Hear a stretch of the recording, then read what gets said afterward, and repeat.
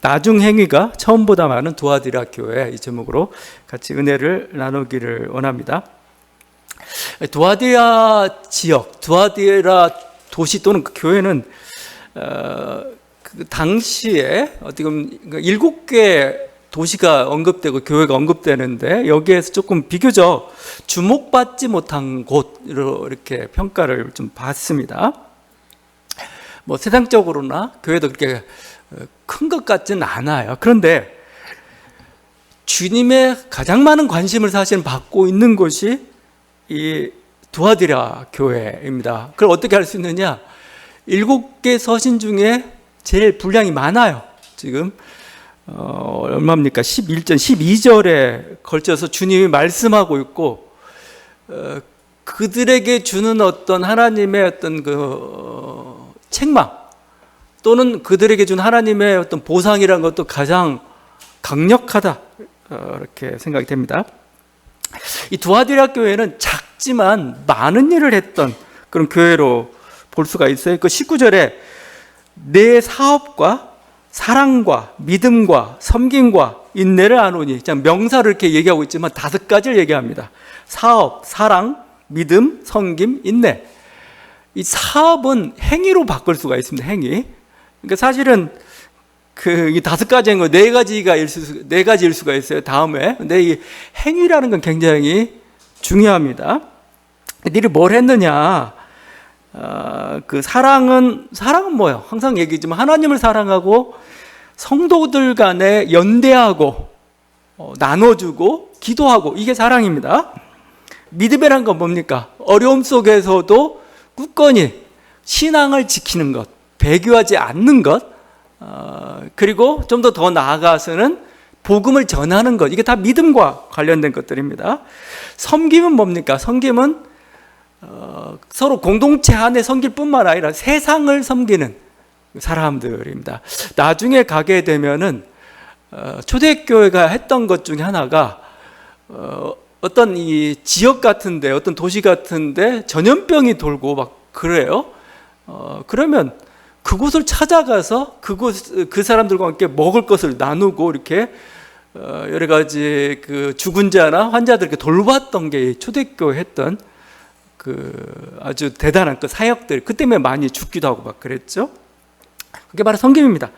인내는 소망을 가지고 환난과 핍박 중에서 묵묵히 견디는 겁니다. 견디는 거예요. 다른 게 아니고 그 자리를 지키는 거. 이게 인내인데 바로 이게 많았고, 요한계시록은 철저히 너희가 믿음으로 구원받는다 이런 말 하지 않아요. 믿음이라고 얘기할 때는 배교하지 않는 그 신실한 사실 행위를 가리키는 겁니다. 그럼 어떻게 요한계시록에서 구원받느냐? 행위로 구원받습니다. 어떤 행위냐? 주님이 원하시는 뜻을 행하는 자. 여러분, 그래서 여기 쓰고 있는 단어가 율법에 행위할 때 그 행위를 똑같이 쓰고 있어요.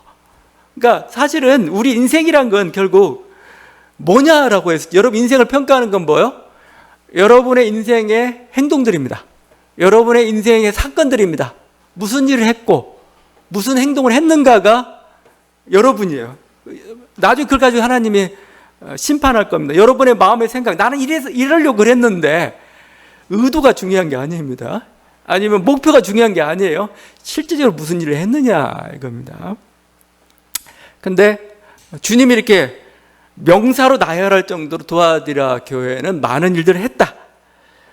이것보다 또 좋은 건 뭐냐면은 9절이죠. 네 나중 행위가 처음 것보다 많다. 나중 행위, 그러니까 처음에 했던 행위들보다 나중에 했던 행위들이 더 많다 이거예요. 주님이 인정하겠다 이겁니다.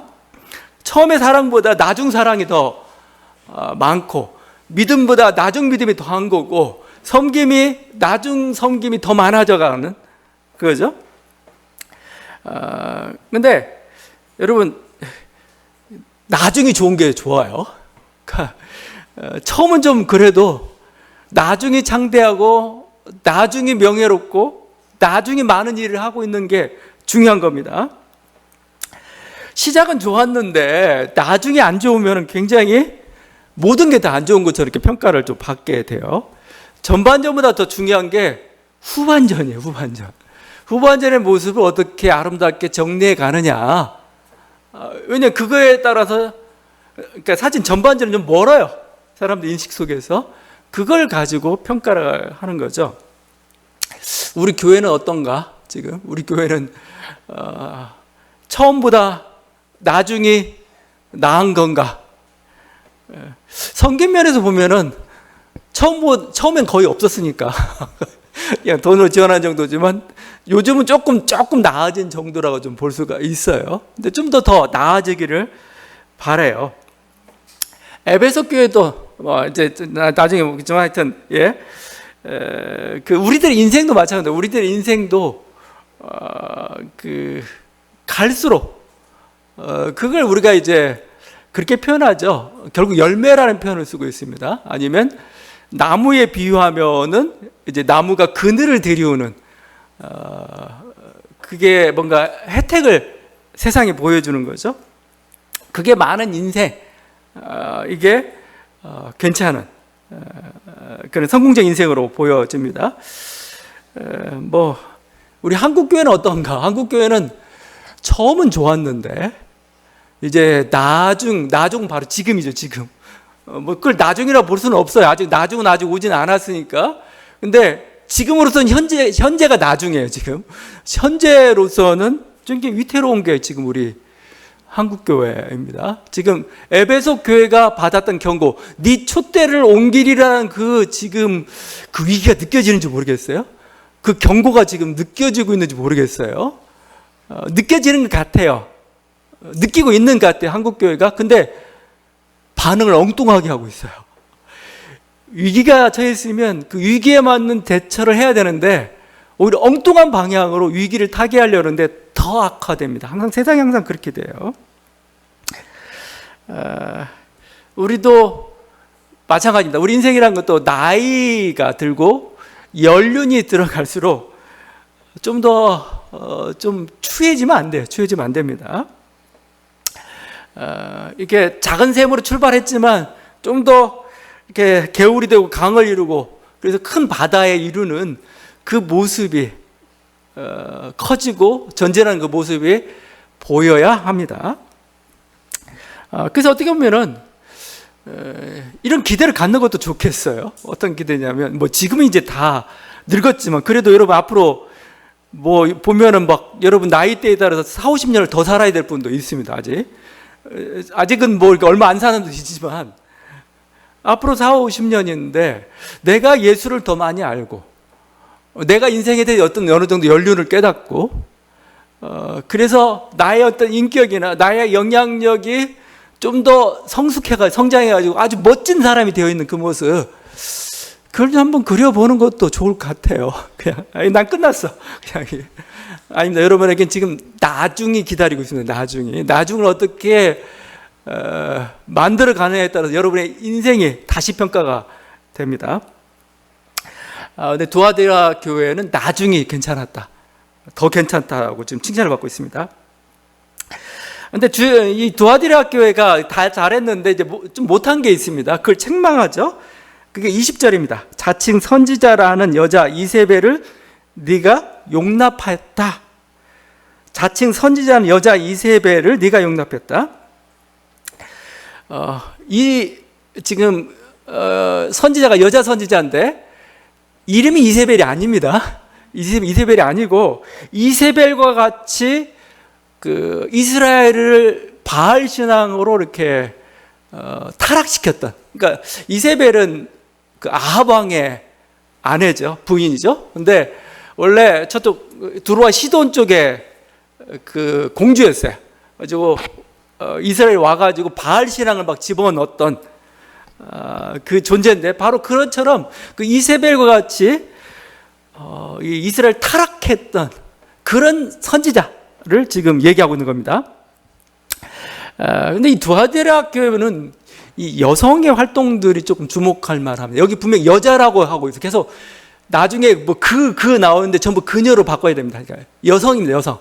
근데 지금 보니까 이 선지자가 한 명 있었어요, 지금. 근데 거의 이 선지자는 봐서는 사도급입니다. 사도급. 그냥 선지자로만 나와 있는데 그 가르침 있고 가르침에 동화된 사람도 있었어요. 두아디아라 하게 되면 우리가 기억하는 게 사도 바울이 빌립보에 교회를 개척을 하죠. 근데 처음으로 개척할 때 참여했던 사람이 루디아입니다. 루디아인데 이 자주 옷감 장사라, 자색 옷감 장사라고 하죠. 근데 이 루디아가 두아디아 출신입니다. 두아디아 출신 이렇게 표현되어 있어요. 그리고 나중에 이제 지금은 여기 따지면 한 50년 후에 두아디아에서 무슨 일이 벌어지냐면 2세기 중반에 다시 성령 예언 활동을 활발히 일으켰던 세력들이 있습니다. 그를 우리가 몬타누스주의자라고 합니다. 몬타누스파. 나중에 이단으로 정제됐지만 막 성령의 은사 사역을 하고 막 예언 활동 굉장히 활발했고 주님의 종말이 또 막 예언하면서 오늘날 이단들처럼 활동을 막 했어요. 이 몬타누스파에 2명의 유명한 여성 예언자가 있었습니다. 얼마나 유명했는지 이름까지 전해주고 있어요. 프리스길라와 막시밀라라는 그 여성 이름이 있습니다. 근데 이 몬타누스파의 본부가 두아디아에 있었어요. 그러니까 여성 활동들이 굉장히 활발했던 곳.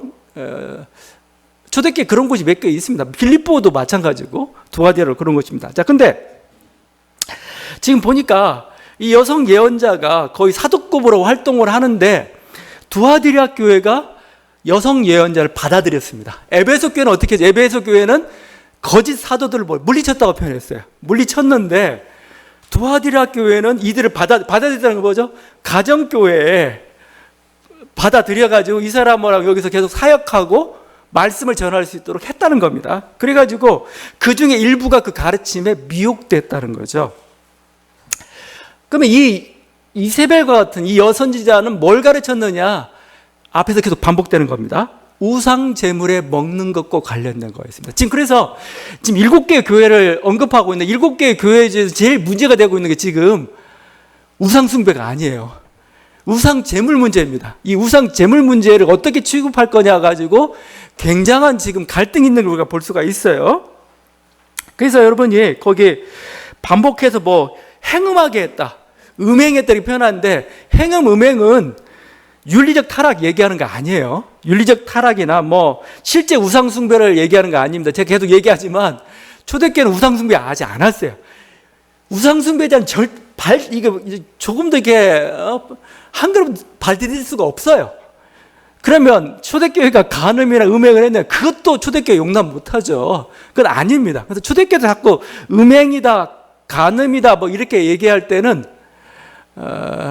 조금 우리들이 생각하는 그 개념이 아니고 오히려 더 어디에 더 가깝냐면 종교 혼합주의에 가까운 겁니다. 종교 혼합주의.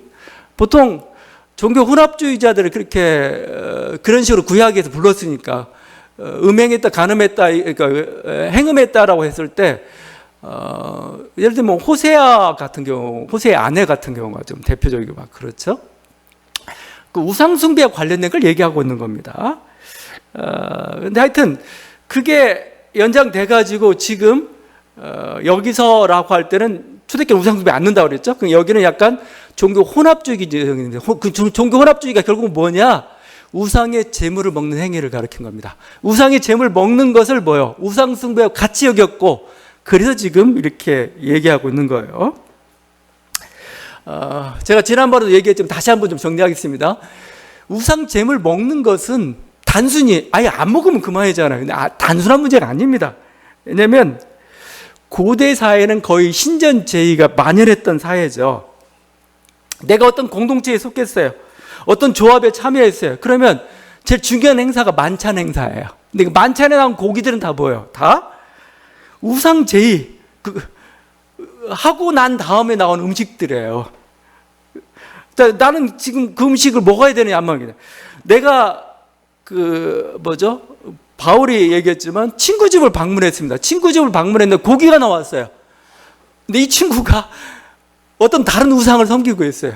그 고기는 뭐예요? 우상에게 바치고 난 그런 고기예요. 이거 먹느냐 안 먹느냐는 단순한 문제가 아니죠. 사교권이 끊어지는 겁니다. 이거 잘못하면 이거. 뭐 항상 그 축제 사회입니다. 이쪽은 축제 행에 참여할 수가 없어요. 실제 초대교회에서는 이건 금했습니다. 검투장에 가는 건 금합니다. 연극장에 가는 건 금하는데 나중에는 결국 연극장 자체 출입을 막습니다. 안 되겠다. 이건 너무 폭력적이고 우상숭배가 너무 강하다 해가지고. 하여튼 우상숭배는 하지 않지만 재물을 먹는다는 게 이게 지금 자기의 직업이나 사교활동과 지금 관련된 건데, 그래서 하여튼 여러 가지 태도들이 있었습니다. 근데 지금 요한계시록이 작성되던 AD 100년경 무렵으로 보겠습니다. 이 교회는 뭐예요? 우상 제물 먹는 것을 우상 숭배와 같이 간주한 겁니다. 이제 우상 제물 절대 안 돼. 다시 얘기합니다. 우상 숭배를 하지 않습니다. 근데 우상 제물 먹는 것까지도 이제 그럼 고기들이죠. 고기들 정상적으로 확인되지 않은, 시장에 나온 것도 정상적으로 확인되지 않은 고기란 먹으면서 안 되는 겁니다. 엄격한 태도죠. 근데 이세벨이라는 이 여선지자는 어떻게 했냐면 이 조치를 거부했던 것 같아요. 우상의 제물 먹는 행위를 정당한 겁니다. 그건 이미 사도 바울도 얘기했던 바예요. 우상의 제물은 아무것도 아니다.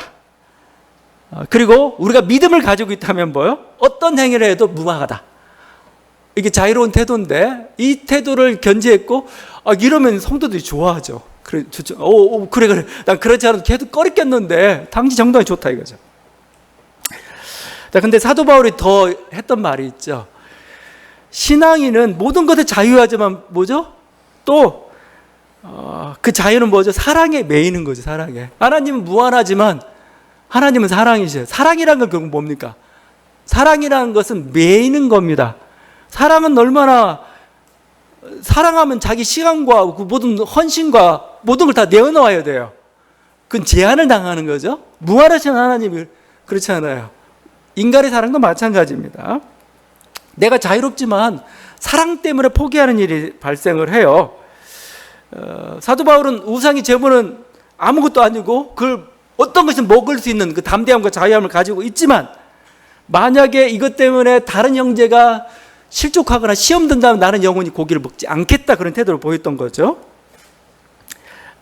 지금 그래서 이런 태도로 갔었는데, 그래서 어떻게 보면 지금 음식 먹는 문제는 바울은 뭐라고 하냐면 이건 사랑과 절제의 차원에서 얘기한 겁니다. 사랑과 절제의 차원. 조심해. 네가 먹지 마. 이렇게 한 겁니다. 근데 지금 뭐예요? 요한의 시대에 오게 되면 이게 뭐예요? 진리의 문제로 바뀌어버렸습니다. 이제는 진리의 문제. 우상 제물 먹어? 우상 숭배. 이런 식으로 돼버린 거죠. 저는 이 과정이 왜 이렇게 생겼을까? 이건 이제 어떤 황제 숭배나 우상 숭배가 굉장히 만연한 사회예요, 지금. 교회는 어떻게 되죠? 더 선명한 투쟁이 좀 필요해요. 이거 그냥 우상 숭배 이게 너무나 만연해가지고 이게 경계도 안 지어질 뿐만 아니라 자꾸 그걸 당연한 것처럼, 그러니까 예수 그리스도도 또 하나의 신처럼 여겨져는 여러 신 중에 하나처럼, 이런 사태 속에서 아마 초대교회는 뭐죠? 강경한 방침을 정한 것 같습니다. 이제 뭐죠? 우상 제물마저 차단시키는 겁니다. 여기 차단시켜야 우상 숭배로 가지 않는다. 그래서 강경한 조치들이 취해졌고 바로 그 상황을 여러분 반영하고 있습니다. 자, 근데 지금 보면 조금 우습죠. 왜냐하면 더 이상 여러분들은 우상 제물 문제가 되지 않아요. 여러분 돼지고기도 더 이상 여러분 문제가 되지 않잖아요. 막 먹잖아요. 고사떡, 제사 음식, 지금도 그런지 모르겠는데 옛날 시골 같으면 제사 음식은 나눠 먹었어요. 왜냐하면 부정 탄다고 해가지고 막. 근데 요즘 뭐 그렇게 생각하지 않아요. 적당히 이렇게 음식도 차리고 그럴 뿐입니다. 더 이상 의미가 없어져 버렸습니다. 그냥 음식물일 뿐입니다. 예전처럼 어떤 미신성이나 우상성이 다 사라져버렸기 때문에 우리는 그냥 더 이상 아무런 상관없이 이 일을 대하죠. 사도행전 사도들이 결의했던 것 중에 중요한 게 음식 조항 중에 피채 먹지 말라는 게 있었죠. 피채 먹지 말라. 그래서 고신칙은 예전에 고신칙은 선지국도 안 먹었어요. 선지 해장국 피채 먹는다고 해가지고 안 먹고 막 그랬습니다. 근데 여러분 잘도 먹잖아요. 맛있잖아요, 지금. 결국은 뭘까? 원래 사도 바울 정신으로 돌아갔어요. 이 음식은 아무것도 아니다. 우상은 아무것도 아니고 감사함으로 먹으면 다 선하고 좋은 거야.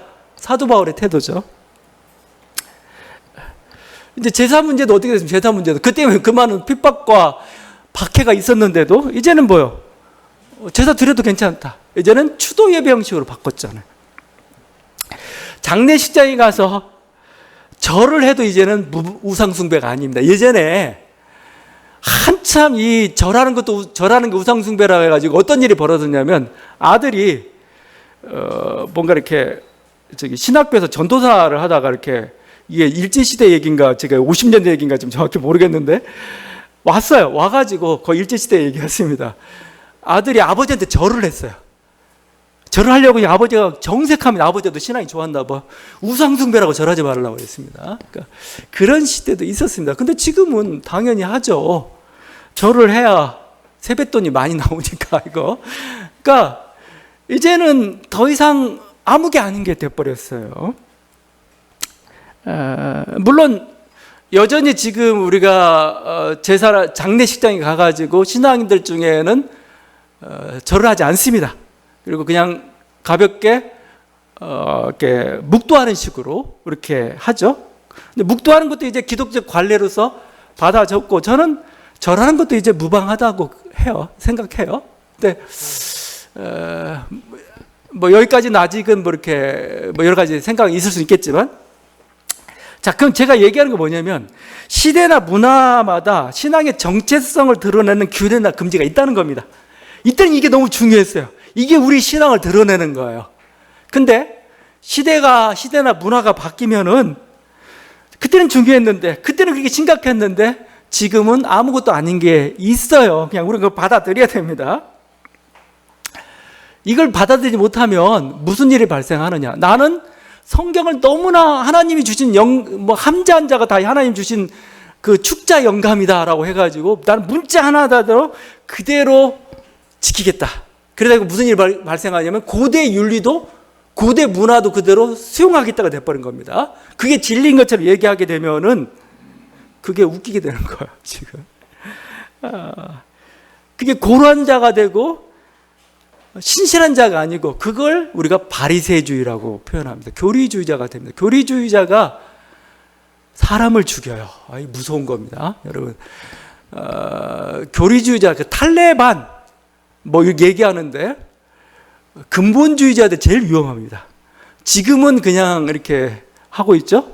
근데 여건이 허락되면 과감히 폭력을 행사하는 사람들입니다.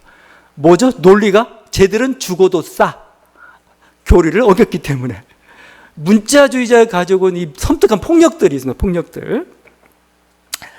여러분, 성경의 문자들은 그 당시 시대와 문화를 반영하고 있기 때문에 다시 평가를 해봐야 됩니다. 문자 그대로는 안 돼요. 하나님 뜻이 아니에요.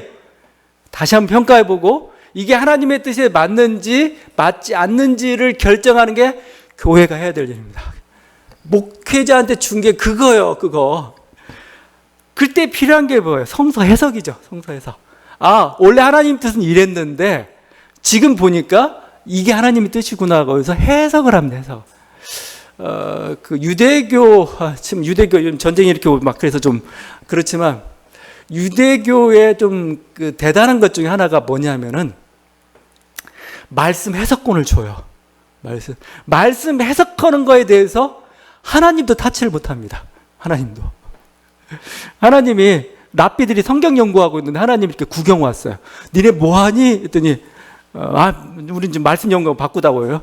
하나님이 나 여호와 하나님인데 했더니 바쁘다고 지금 말씀 연구하고 있다고. 그게 뭘 뜻하는지 아세요? 말씀 연구할 때 하나님도 타치를 못합니다. 그리고 이들이 결정을 내려요. 하나님 수긍을 합니다. 하나님 뭐냐면 내 생각은 그게 아닌데도 소용없어요. 받아들입니다. 근데 왜 이게 중요한지 아세요? 이게 그걸 통해서 그 시대마다 하나님의 뜻을 실현할 수 있는 길을 찾아가요. 여기에 하나님 뜻을 실현하는 가장 뭘 건가를 이렇게 찾아가는 행위들을 하는 거죠. 근데 개신교는 자기들은 성경 문자대로 믿는다는 거예요. 성경 문자대로. 그래 놓고 결국 보게 되면은 결국 자기 욕심대로 믿고 있는 겁니다.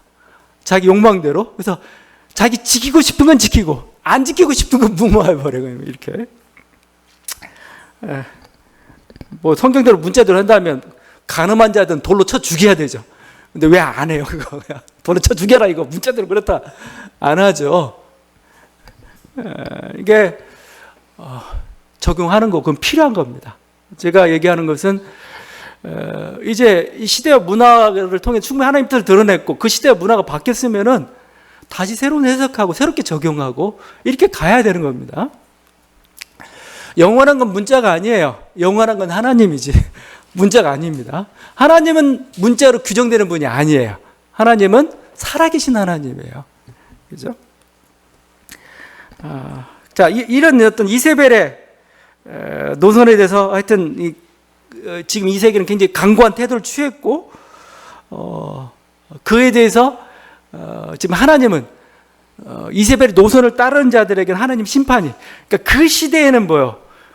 우상의 제물을 먹지 않는 게 우리의 신앙의 정체성을 드러내는 가장 하나님 원하신 뜻입니다가 결정된 겁니다. 그럼 그대로 따라야 되죠.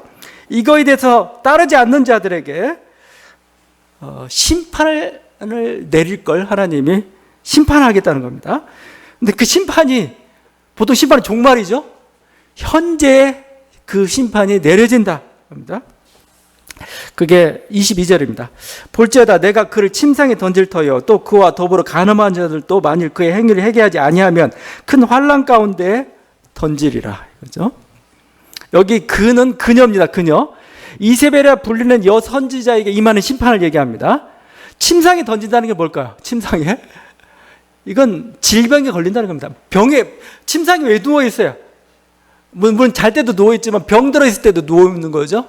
질병에 걸리게 만들겠다는 겁니다. 아니면 뭐죠? 죽었을 때도 침상에 누워있습니다. 너 죽게 하겠다는 겁니다. 죽음의 심판이죠. 이세벨뿐만 아니고 이세벨 무리들, 그 가르침을 따르는 자들에게는 큰 환란이 임할 거다. 큰 환란. 하나님 중 하나의 심판인데 미래의 심판이 아니고 종말의 심판이 아니고 현재적 심판이에요. 그 다음에 더 무서운 게 23절이죠. 내가 사망으로 그의 자녀를 죽이겠다. 그의 자녀라는 게 그 죄지은 자들의 자식들 죽이겠다는 얘기가 아닙니다. 그의 자녀는 뭐예요? 계속 우리가 요한일서도 보고 그랬지만 추종자들을 가르쳐요. 그 문화생들이죠. 문화생들. 그 가르침 따르는 추종자들을 사망으로, 죽음으로, 아주 무서운 경고죠. 심판이죠. 이 두아디리아의 배교자들 향한 경고는 다른 서신들보다 더 가혹해요. 더 엄중해요. 그래서 두아디리아를 향한 하나님의, 이건 뭐 예수님의 기대가 더 커서 그런지 모르겠는데 아주 더 끔찍합니다. 근데 이게 현대 목회자들 이걸 악용하고 있어요. 실제. 이 두아디리아에 했던 그 경고들, 이 사례들을 현대 목회자들이 자신의 반대자를 공격하는 수단으로 사용합니다. 개척교회나 작은 교회 목회자들이 자주 사용을 해요. 어떤 식으로 사용하는 줄 아세요? 너 이 교회 떠나면 하나님한테 혼나. 벌 받아. 뭔가 주의 종한테 뭔가 잘못하게 되면 하나님이 너 심판할 거야. 너야 심판이 주어질 거야. 이런 거죠. 협박하죠. 협박의 도구로도 얼마나 많이 사용하고 있는지 많은 교회들 경험할 겁니다. 어떤 작은 교회가 있는데 이 작은 교회가 목회자가 하나님 뜻대로 제대로 하지 않아요. 그럼 성도들이 뭔가 비판하다든가 아니면 그런 분들 떠나고 막 그러잖아요. 그러면 그 말을 듣고 목회자가 순종하는 게 아니고 요 저주를 갖다 써먹어요. 너 하나님이 주의 종을 이렇게 하는 자는 함부로 하는 자는 하나님께서 심판할 것이다 이거죠. 그 거짓말들, 그 협박들 그냥 반사세요. 반사다 이렇게요. 왜냐하면 이 말은 누가 해야 돼요? 이 말은 하나님이 하는 말입니다. 하나님의 판단이지 인간의 판단이 아니에요. 너는 인간이잖아. 그리고 우린 만인 사제주의야. 너나 나나 다 주의 종이야. 더 위에 없어. 그렇죠? 또 하나님이 이렇게 이 말을 하시는 이유는 뭐예요? 진짜 하겠다는 얘기가 아니죠. 그러니까 항상 하나님의 뜻을 잘 봐야 돼요. 너 죽어 하면 죽으란 얘기가 아니잖아요. 회개하란 얘기잖아요. 돌이키란 얘기잖아요. 하나님 뜻은 뭐예요? 돌이키는 것에 있습니다. 돌이키는 것에. 공개적으로 얘기했다는 건 뭐예요? 빨리 돌이켜라는 뜻입니다. 빨리 돌이켜라. 그죠? 뭐 죽이려면 뭐라 얘기해? 바로 죽여버리면 되잖아요. 지금. 근데 이 말은 뭐예요? 빨리 돌이키라는 뜻입니다. 돌이키라는 거. 그러니까 그러다가 정말 회개하면 어떻게 돼요? 처리하시는 분이 하나님이에요. 그러니까 이거 너무 이것 때문에 겁먹지 마세요. 이거. 그 다음에 인간은 이런 저주의 말을 할 수가 없어요. 왜냐하면 인간 자체가 불완전하기 때문에 그렇습니다. 인간의 판단이라는 게 정확하지가 않아요. 옳고 그름 아니면 어느 게 하나님 뜻인지 인간의 판단 항상 부정확합니다. 이렇게 선언할 수가 없어요. 인간 자체는 조건이 안 돼요. 심지어 그래서 그 유다서에서 뭐라고 합니까? 그 모세가 죽었는데 그 시체를 놓고 천사장 미가엘하고 사탄하고 싸워요. 근데 천사장 미가엘이 사탄을 정죄하지 못해요. 어떻게 하죠? 하나님이 너를 어떻게 하길 원한다. 이렇게 얘기할 뿐이지, 이 사탄아라고 못해요. 그냥, 너 지옥에 떨어져. 이렇게 못해요. 그건 하나님이 할 일이고, 하나님의 전능성이 할 일이 인간이 할 수 있는 게 아니고, 동시에 인간은 뭐예요? 항상 불완전하기 때문에 이게 옳은지 완전한지 결정할 수가 없어요. 그래서 항상 뭐죠? 여유를 둬야 돼요. 내가 틀릴 수도 있다는 걸 알면서 결정을 해야 됩니다. 이게. 그래서 거기 좀 더 이어지는 게, 이렇게 거짓 가르침을 따르는 그 두아디라 교인들을 향해서 뭐라고 하냐면 24절이죠. 사탄의 깊은 것을 알지 못한다. 사탄의 깊은 것. 지금 이 사탄의 깊은 것, 야, 니네가 그 가르치고 있는데 그건 결국 사탄의 지혜야 라고 얘기하는 겁니다. 근데 이 요한계시록엔 사탄이 많이 언급이 됩니다. 근데 사탄이 언급되는 곳이 주로 어디냐면 이 7교회를 향한 편지 속에서 사탄이 많이 언급이 돼요. 우리 그 서머나 교회 할 때 유대인의 회당을 뭐라고 표현하냐면 사탄의 회당이라고 불렀어요. 그 서머나 교회에서 유대인의 회당. 버가모 교회를 향해서, 버가모 교회는 사탄의 권좌 위에 섰다 합니다. 사탄의 권좌 위에. 여기는 그냥 일반적인 도시인데 사탄의 권좌 위에 있다는 거죠. 밑에 사탄이 다 장악하고 있다는 거 아니에요? 근데 이 말은 이미 예수님도 하셨어요. 복음서에서 예수님이 첫 번째 순환여행을 가이사랴 빌립보에서 합니다. 인자가 죽고 십자가에 고난받고 죽고 3일 만에 부활해라 얘기했는데, 그 말을 듣고 베드로가 예수님을 꾸짖었어요. 그렇게 하면 안 된다고. 그랬더니 예수님이 베드로를 향해서 뭐라고 표현하면 사탄아 물러가라 하십니다. 사탄아. 이 말을 듣던 베드로는 얼마나 마음이 상했을까요? 나는 예수님 생각해서 한 말인데, 고난받으라고 누가 얘기해 그거. 거기서 찬성합니다 하면 좀 괘씸했을 수도 있죠. 너 나 죽어도 괜찮냐? 뭐 이런 식인데, 난 인간적으로 얘기했는데 사탄아 물러가라고 했잖아요. 자, 그래서 여러분 여기서 우리가 두 가지 교훈을 얻어야 돼요. 뭐냐면 사탄이라고 얘기할 때 사탄이 두렵거나 신비적 모습으로 안 나타난다는 겁니다. 막 그 영화에 등장하는 것처럼 뭔가 막 두렵고 공포스러운 모습으로, 아니면 어떤 이적을 행하면서 우리를 두렵게 하는 그런 존재처럼 행하지 않는다는 거예요. 매우 인간적이라는 겁니다. 매우 인간적이고, 또 인간적인 생각이나 말로 접근을 합니다. 이게 분명히 인간적인 생각을 생각했는데 사탄의 말이었어요. 사탄이 꼬인 말이었던 거죠. 그래서 우리는 조심해야 됩니다. 현혹되거나 미혹되지 말아야 할 것입니다. 가장 무서운 게 인간적인 거죠. 자, 근데 또 다른 반대편에 있는 게 또 뭐냐면 이거죠. 함부로 사탄의 짓이라고 얘기하면 안 돼요. 또 이번에는 함부로 사탄의 짓이라고 얘기하지 말아야 됩니다. 보통 우리가 사탄의 짓이라고 할 때 뭐죠? 자기 뜻과 반대되는. 그래서 교회에서 싸움이 나면은 항상 반대편을 향해서 이 사탄의 무리들 막 얘기해요. 왜 사탄의 짓이라고 함부로 하지 말아야 되냐면 자신이 틀렸을 수도 있어요. 자신의 욕심 때문에 한 말일 수도 한 그런 판단일 수도 있어요. 그러니까 사탄이라면 함부로 쓰면 안 된다는 거예요. 또 지금 잘못은 인간이 저질렀거든요. 사탄 핑계 하지 말라는 겁니다. 사탄 핑계. 잘못은 인간이 저질러 놓고 사탄 핑계를 대기 시작하면은 반성할 근거가 없어지잖아요. 자기가 반성해야 되는데 사탄 탓하지 말라는 겁니다. 그리고 또 상대방을 사탄으로 규정하는 순간 어떻게 돼요? 대화와 포용이 사라져 버립니다. 할 수가 없어요. 지금 이스라엘과 이란의 싸움이란 게 결국 사탄 취급하는 거죠. 저 사탄의 무리들. 아마 저는 이제 여러 곳을 봐요. 이스라엘은 당연히 이스라엘 유대인들, 그 다음에 그 미국의 근본주의자들은 뭐죠? 이 하나님의 저 사탄의 무리들 이렇게 될 거죠. 이란 악의 축이 되겠죠. 그런데 이란 쪽에서 하는 방송의 댓글들을 보게 되면은 알라는 우리 이스라엘을 보살펴줘. 저 원수들, 저 사탄들 똑같이 사탄이라고 얘기하고 있어요. 이렇게 서로를 상대방을 사탄으로 규정하게 되면 대화가 안 됩니다. 대화가 더 이상 포용의 여지가 없습니다. 그러니까 사탄의 말, 사탄이란 말도 함부로 하지 말아야 됩니다. 그러니까 경계는 하되, 우리가 경계는 하되 상대방을 그렇게 하는 것도 또 위험한 행위입니다. 죄 없는 사탄 왜 자꾸 탓해요? 네가 잘못했잖아, 네가. 왜 사탄하고 해놓고 자기는 결국 대화하지 않겠다고 하는 거죠? 완악함들입니다. 하여튼 우리는 궁극적으로 하나님의 최후 심판을 믿습니다. 그러나 이 현재라는 시간 속에서 하나님의 심판은 바로 임하기도 하고 임하지 않기도, 유보되기도 하고 그렇습니다. 우리가 그게 현실입니다. 그러니까 왜 그런지 우리는 알 수가 없어요. 우리는 막 잘못했으면 바로 옳고 그름이 판별되면은 좋겠는데 그렇게 되지 않아요. 이 현재라는 공간은 인간의 자유의지에서 이렇게 움직여가는 공간입니다. 하나님이 허락하셨어요. 그래서 어느 순간 하나님이 개입할 때도 있고 개입하지 않을 때도 있어요. 이거 못 보겠다 해가지고 하나님이 그냥 심판하실 때도 있고, 유보하실 때도 있고 막 그렇습니다. 그럼 우리 그 시기는 알 수가 없어요.